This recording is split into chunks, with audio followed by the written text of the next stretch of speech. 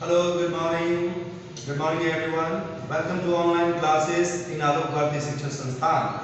And this is R.K. Patel with English. तो मैं आपको आज ऑनलाइन क्लासेस में आपका स्वागत करता हूं और वैसे स्टूडेंट्स जो अभी 9th क्लास से 10th क्लास में गए, गवर्नमेंट की पॉलिसी कि 1 to 9 और 11th क्लास के बच्चों को उनके क्लास को प्रमोट कर दिया जाए। तो आप अगर 9th क्लास में थे तो आप अब 10th क्लास के स्टूडेंट हो गए और 10th क्लास के स्टूडेंट्स के लिए आपका अपना विद्यालय आलोक भारती आपको ऑनलाइन क्लासेस प्रोवाइड कर रही है और आपके इस क्लास के लिए आपके डिफरेंट सब्जेक्ट्स के डिफरेंट टीचर और एज यू नो मैं आर.के. पटेल इंग्लिश सब्जेक्ट के लिए आपके 10th क्लास के लिए प्रेजेंट हूँ। तो आइए आज के ऑनलाइन क्लास में वैसे स्टूडेंट्स जो 10th क्लास के हैं और डेफिनेटली 10th क्लास के स्टूडेंट्स के लिए सब्जेक्ट्स भी नए होंगे, सिलेबस भी नया होगा। तो मैं आपको सिलेबस से रूबरू कराता हूं और सबसे पहले आप जान जाएं कि आपके 10th क्लास के इंग्लिश का आपका सिलेबस क्या है। डियर स्टूडेंट्स, 10th क्लास के लिए आपके जिस तरह से आप 9th क्लास में 2 किताबें 2 बुक्स पढ़ते थे वैसा ही आपके सिलेबस में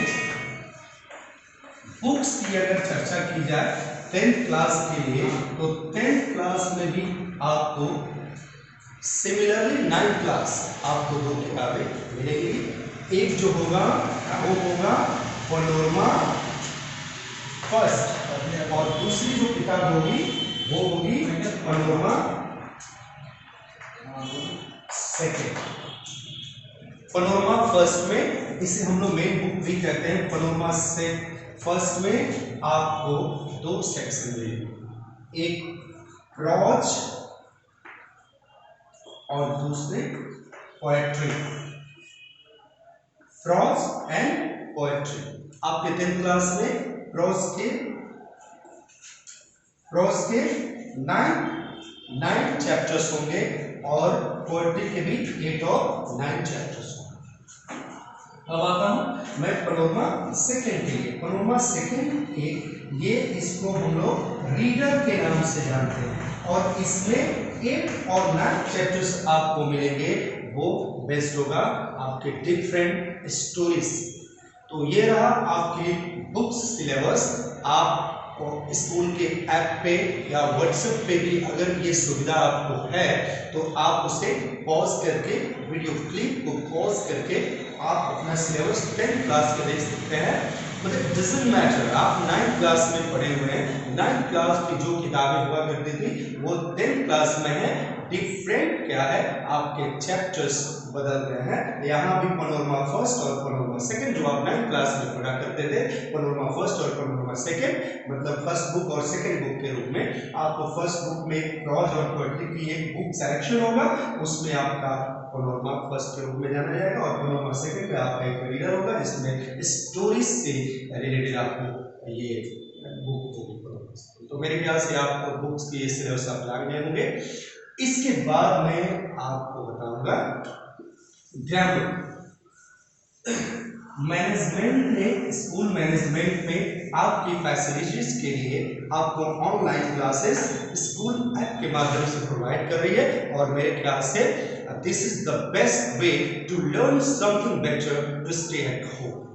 आप घर बैठकर इस महामारी कोविड-19 इस महामारी में आप घर बैठकर भी अपने सिलेबस को आसानी से पढ़ सकते हैं। तो वेल डियर स्टूडेंट्स, आइए मैं ग्रामर में बता दूं कि grammar this is a very important subject grammar.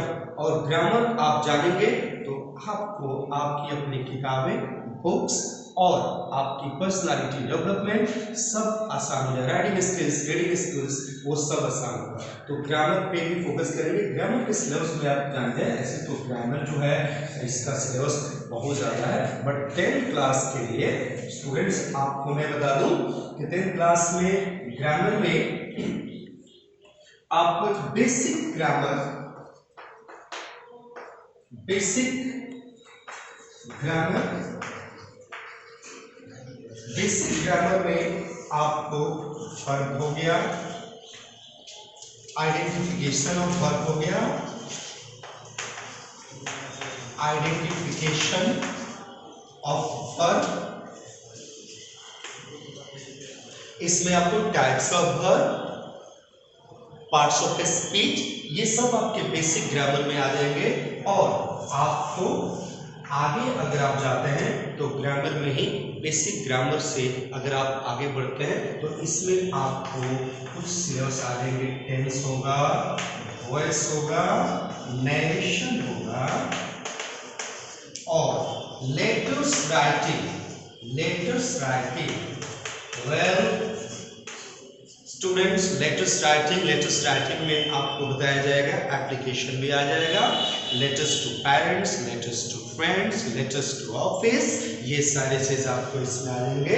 Letters writing के अलावा आपको notice, how to write notice, how to write report and how to write message, ये सारे चीज this all are very important, ये बहुत इंपॉर्टेंट है। और आपके इस ऑनलाइन क्लासेस में जो आलोक भारती प्रोवाइड कर रही है, दिस इज द बेस्ट वे। मैं बार बार कह रहा हूँ कि आपको ये बेस्ट वे होगा।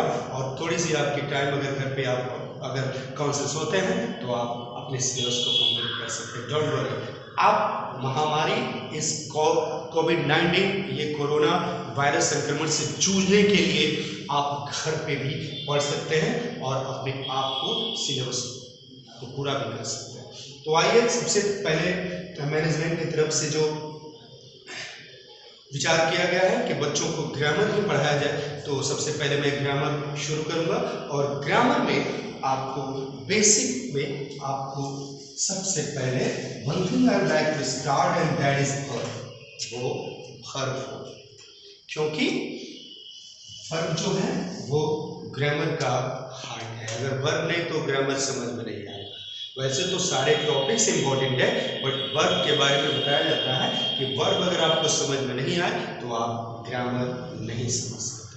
तो सबसे पहले मैं शुरू करूंगा वर्ब। तो वेल स्टूडेंट्स, मैं आपको वर्ब लिख दिया और वर्ब की हिंदी भी मैं लिख दिया।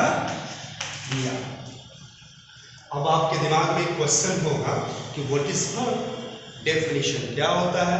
वैसे तो आप अपने लोअर क्लासेस में भी क्लास 9, 8 में भी आपको बताया गया होगा, हिंदी सब्जेक्ट में या फिर संस्कृत में या फिर इंग्लिश में। अगर ठीक है आप वो भूल गए हैं तो मैं बता रहा हूँ कि आपको वर्ब क्या होती है। एक सिंपल डेफिनेशन मैं लिख रहा हूँ। डूइंग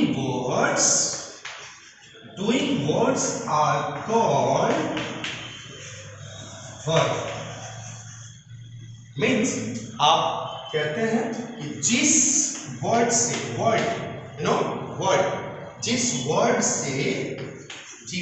से किसी काम का करना, किसी काम का, मैं लिखूं या ना लिखूं, बट आप जो साउंड वॉइस जो जा रही है उसको भी आप डिफाइन कर सकते हैं। आप अपनी कॉपी पॉज करके आप कॉपी पे लिख सकते हैं। जिस वर्ड से किसी काम का करना या होना समझा जाए, that is called verb. It's, मैं बता दूं, ये इंग्लिश है, doing words are called verb. एक सिंपल डेफिनेशन, ये मेरे द्वारा बनाया गया डेफिनेशन है और आप उसको हिंदी में आप कह सकते हैं कि जिस वर्ड से किसी काम का करना या होना समझा जाए वो क्रिया कहलाती है, वर्ब कहलाती है।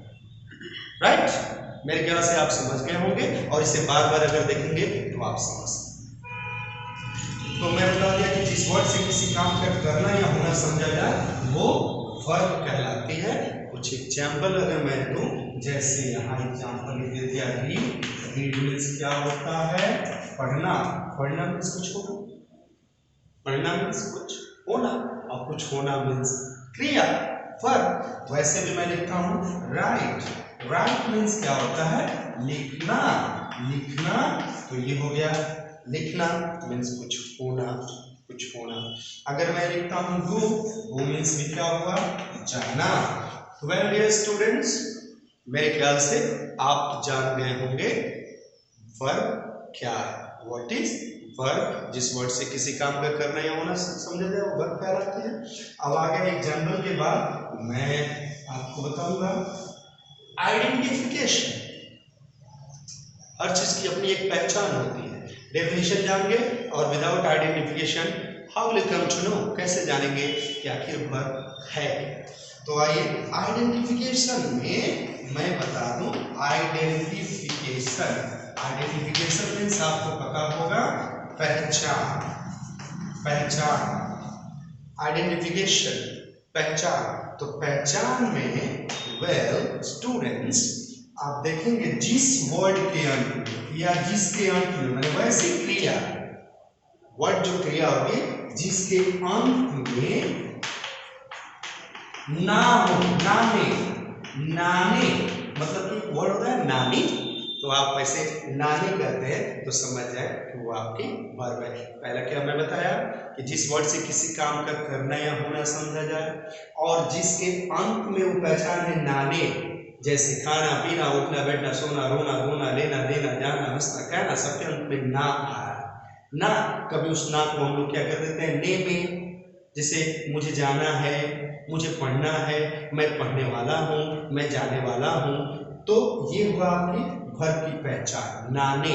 बट आप क्वेश्चन पूछ सकते हैं कि सिर्फ नाने से कैसे होगा, और जिसका पास्ट फॉर्म बनता है और जिसका पास्ट फॉर्म भी बनता है, अंत में ना हो नाने और जिसका पास्ट फॉर्म भी बनता है। दिमाग में आपके क्वेश्चन होगा कि सर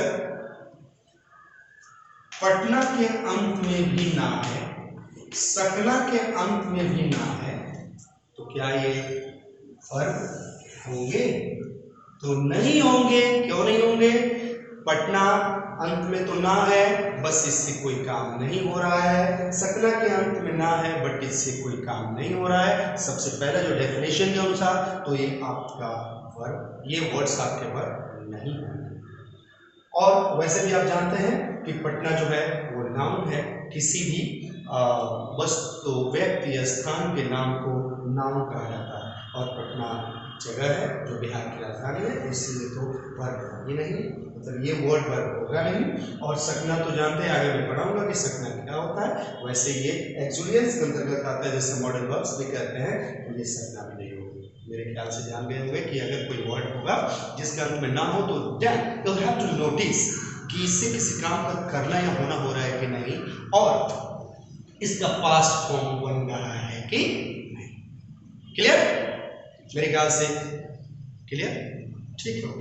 अब मैं बताऊंगा कि how many forms of verb, क्रिया के कितने रूप होते हैं, क्रिया के कितने रूप होते हैं ये जानना जरूरी है। क्रिया के कितने रूप होते हैं? तो well students, there are 5 forms of a verb. किसी भी क्रिया का 5 रूप होता है, 5 रूप होते हैं, जिसे हम लोग कहते हैं और आप कहते आते हैं V1, V2, V3, V4 और V5। ये 5 रूप होते हैं क्रिया के, V1, V2, V3, V4 और V5।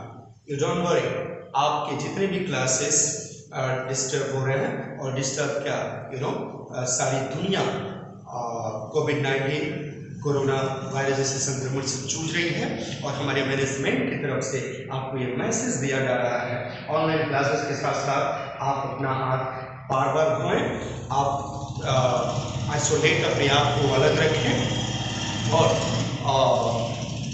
आप कहीं भी जाएं तो मास्क लगाकर जाएं। अगर आपको छींक खांसी, अगर इस तरह की कोई भी अगर चीज़ आपके पास आती है तो आप डॉक्टर से कंसल्ट करें। ये हमारे मैनेजमेंट आलोक भारती की तरफ से बार बार ये मैसेज दिया जा रहा है, और हम कभी नहीं चाहेंगे कि आपको इस कोरोना वायरस संक्रमण से आपको किसी प्रकार की परेशानी। तो आइए V1, V2, V3, V4 और V5 एक क्रिया के 5 रूप हैं। मैं बता दूं, V1 को प्रेजेंट, प्रेजेंट या इंफिनिटिव,